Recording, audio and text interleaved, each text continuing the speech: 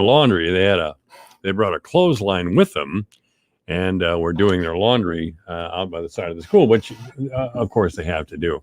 And I saw some people from Dubuque and people from Emmitsburg parked over in the old gym of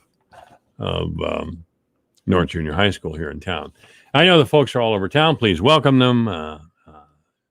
And this is a great thing. You may have heard on the news that the co-chair of RAGBRAI this year, who was Nevin Conrad and his sister Nikki, but Nevin said that this is going to be an economic impact of $1 million here in Fort Dodge. I mean, if you have something that's a one-day occurrence and it's an economic impact, oh, come on now. This doggone phone. This is what I got to work with, ladies and gentlemen. God forbid we spend any money.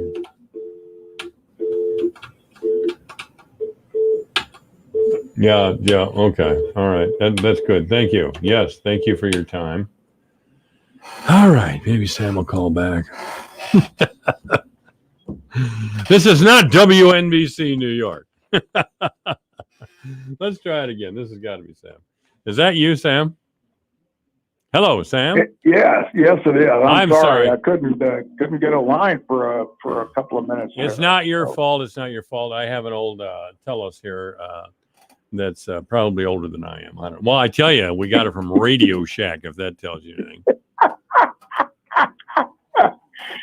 Oh, so well, yeah. I was when I first started working at KSCJ, we had similar equipment, and then one day I went off to teach school, and I was gone about 10 days and came back, and it looked like my studio had turned into a spaceship. They brought in so much new stuff, and I was beside myself, but it was good. It was good stuff. They had really upgraded it, so it was good. Yeah, well, if I knew I was going to work 5 more years, I'd go out and buy a new phone system myself.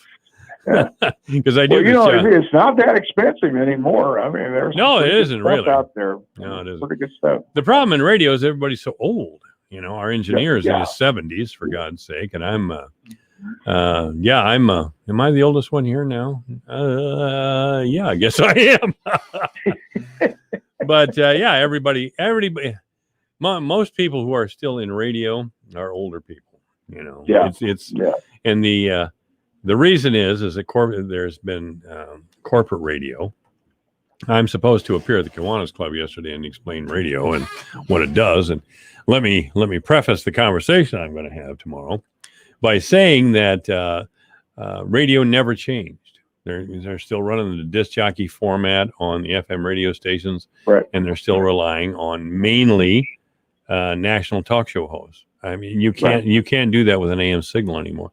It's got to be a local signal. You need to have the every club imaginable on the air. The Gardeners clubs, the polka club, and we used to have one in town. I don't know if we still do, but all those people need to have access to an AM radio band. I mean, the number one moneymaker many years ago on this very radio station was a cooking show we used to have out at Iowa Central that KBFT sponsored it, and I was working for KBFT at the time. But we sponsored this cooking show, and a lot of women would show up, and we called General Mills in Detroit, and all those people sponsored the show. Yeah. But that's something that doesn't happen anymore. The world has changed. The married professional couples have taken over the world. So there we go. Well, it's just the radio is still powerful. 93% of the population of the United States listens to radio every day, and in one form or another. Now, it may be Sirius XM, it may be a podcast, it may be some other form. I know for me, a lot of times I go online anymore to listen, to my friend Simon Conway in Des Moines at WHO, or I can go online to listen to Sean Hannity, or I can, if that's what I need to do. And a lot of these people that that radio, it is changed. I make no mistake. And I mean, I was only in it for a short time, but I've been around it since. And to me, just in the past 10 years, we've seen how it's evolved with politics as well. I mean, so it's we still, believe it or not, a lot of the new political movements are based on internet touches, because we use the internet to phone people. We use the internet to do almost everything in politics anymore, to go out and touch voters. And so, because you can walk around, you can see. I saw Rand Paul had his people out in Iowa before the Iowa caucuses in 2016, I think it was. They had on their iPads, they knew exactly where that person was, how they had voted in the last 4 elections, and all of that, and that now is the norm. That's the norm. Yeah. As we go forward. So yeah. I'm really enjoying watching the arguments between Rand Paul and Dr. Fauci. Of course, Rand Paul is a physician. His father was a physician. He is. Yeah. So he takes on Fauci, and of course, Fauci gets a little anxious when he's talking with Rand Paul, because Paul brings up some points that may indicate that Fauci isn't a saint, that he's just a hack. Imagine that. And I think he's been a hack all along. And I think Birx was a hack. And I think that the problem is typical of government, is that they didn't sit down and think through a lot of what they were doing. They were making it up as they were going along. And I think that that's oftentimes in crisis or pseudo crisis. I think that's exactly what happens in government. You make it up as you go along, because you don't have people who have the ability to get their heads around problems and be leaders and lead. Most politicians, and in fact, most administrative people that you find, are not leaders. They're not leaders. They're bureaucrats. And most elected people are not leaders. Just because they have been elected to an office does not make them a leader. They may be a person that has a voting record. They may have leadership inside the House of Representatives, but they are not national leaders. They're not people who can go out like a Ronald Reagan or a Donald Trump, for that matter, to go out and lead, John Kennedy to lead. Because they did, most people who run for office and most bureaucrats do not. In fact, leadership is disdained. It is not an attribute to have, and I think that that's unfortunate. And that's, to me, when I was in government with either campaign transition and in the administration working for Donald Trump, I will tell you the one thing that I thought that was the commodity we had the least of in government was leadership. I would have to say that this thing with Joe Biden that we talked about in the last segment, where he's personally choosing what is and what isn't. I should say his aides and his flunkies are personally deciding what can appear on social media based on whether it's truth or not. Is a little bizarre. But that they can't do that. I mean, it's up to the individual to discern whether what is truth and what is not truth. I think that the one thing that you find, and again, I heard you mention earlier about being a Christian nation, and we were. I think there's still a huge current there of Christian beliefs. And in that is the pursuit of truth. The truth is the foundation. That is fundamental. And the idea that somebody told me one time, it says, facts are facts. It's the truth that changes. And I think that is what happens is that the interpretation or the spin or the narrative or the meme or whatever you want to call it is laid out there, and if it doesn't follow, exactly what now the Biden administration says it ought to be, if it's not their truth, then it's not true, and that isn't the way it works. That isn't the way it works. The individual in a free society is there to make that determination of what is and is not true for them. They have to make the determination. And if we have forums like social media where people then put out information or do things, it is the public square. It's the speaker's corner in Hyde Park. And that it is on steroids. And how many people are on Facebook? 2 or 3 billion? 2 or 3 billion? How many on Twitter? A billion? A billion people? And so you sit there and say, that's not public? Half the population of the world is on Facebook. So that's public.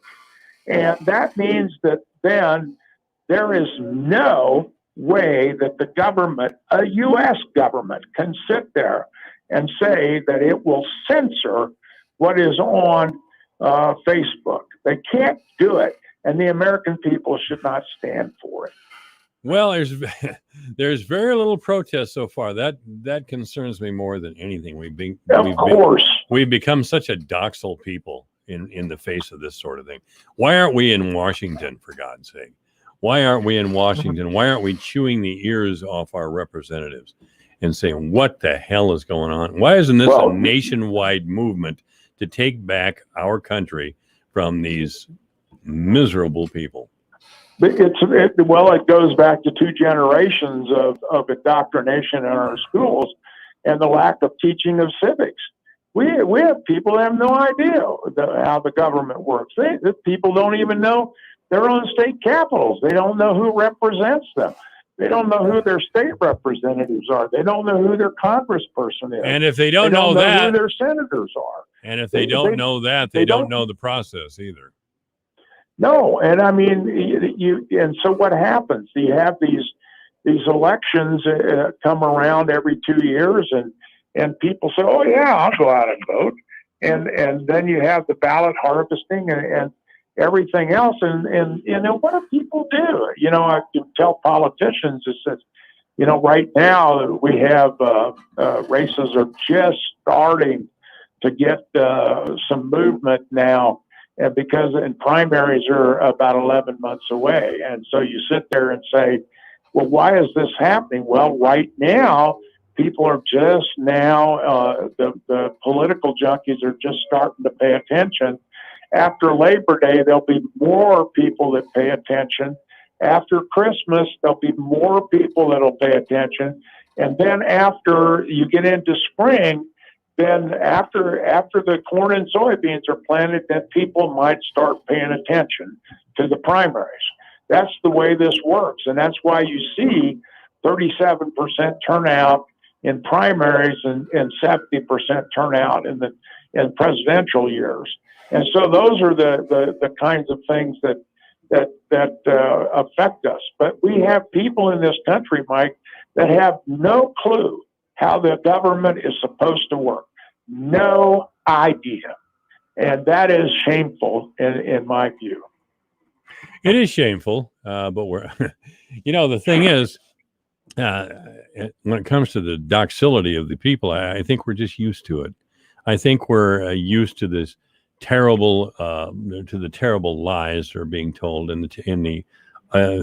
the gross shaming, critical race theory. Are you kidding me? I've done a lot of reading on critical race theory. It's really an activist. It's not objective truth. It's not even subjective. It's a radical document that pushes forward the idea, that started with, I think, Louis Farrakhan, that all the evils that ever happened to black people came from white people. All the problems, every single, God, wouldn't it be great to have somebody or some group to blame on your troubles? All my failures in life have come because of white people. Well, I want to look at, what I've been curious about is the suppression of people like Oprah Winfrey and LeBron James and a host of others that go out there who have amassed massive, Oprah Winfrey is worth $1 billion, $1 billion. And I wonder how much of that $1 billion she has fed back into the inner cities, back into the idea, and taken the political stance to go out there and correct the problems that exist. I hear this commercial on Amazon right now that, and God bless the girl that is on the commercial. It says only 6% of businesses in America are owned by Black people. And the question you have to ask yourself is, well, why is that? What is the fundamental? So we're gonna create an incubator to change that. That has to change. Well, what really has to change is you have to go to the inner city and change their educational outcomes. Well, you have to go give them the opportunity to climb the economic ladder.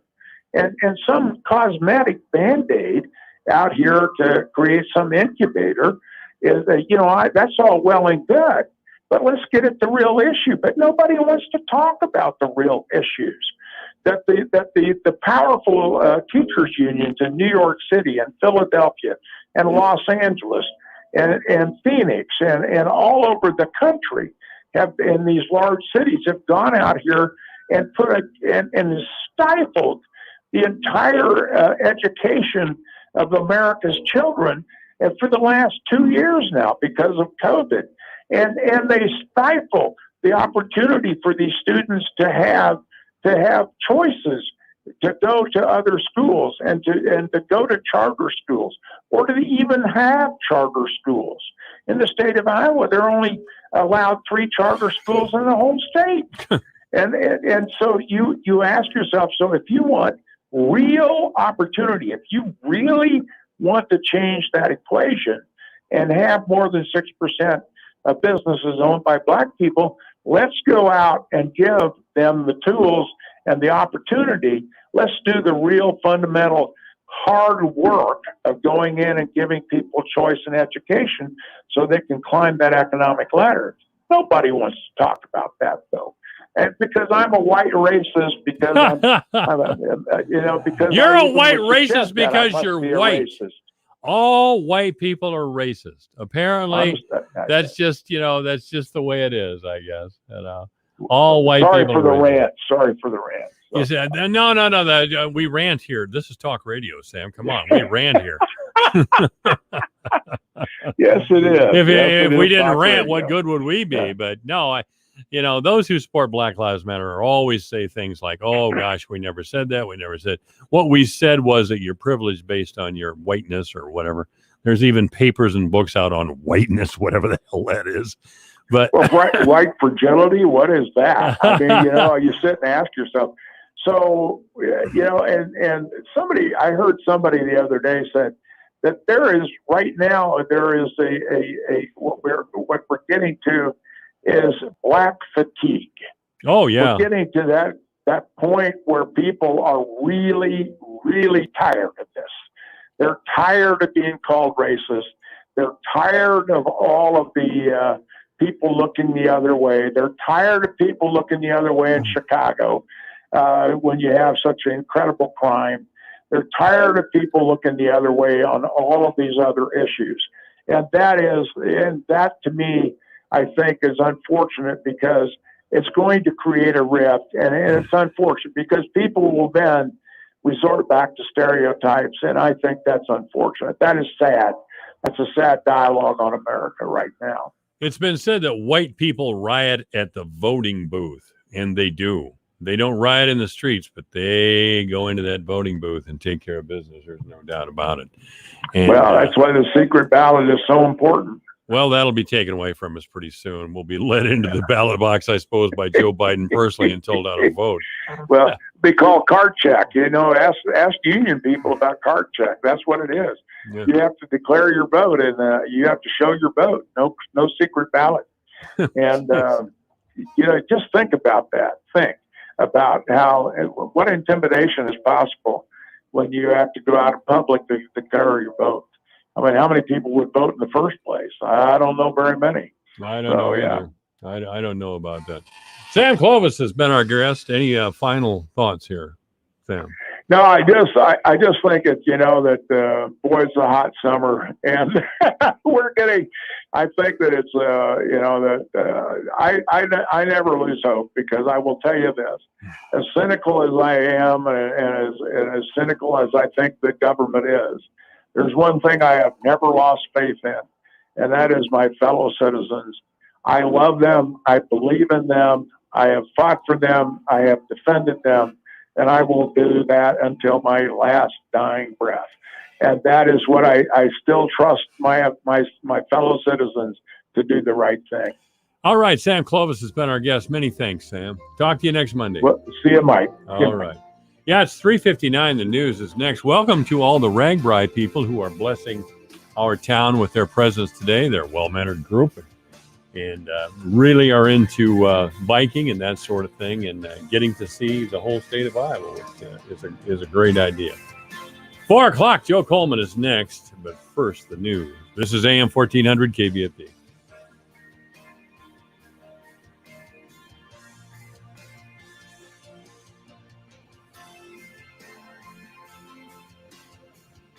Straight talk on life and money. This is the Dave Ramsey Show on the voice of Fort Dodge, AM 1400 KVFD, Fort Dodge. Holding the line on mask guidance for now. I'm Rich Dennison, Fox News. Officials with the Biden administration say they'll rely on guidance from the Centers for Disease Control and Prevention as it relates to when and where masks should be worn. As coronavirus cases rise in many parts of the country,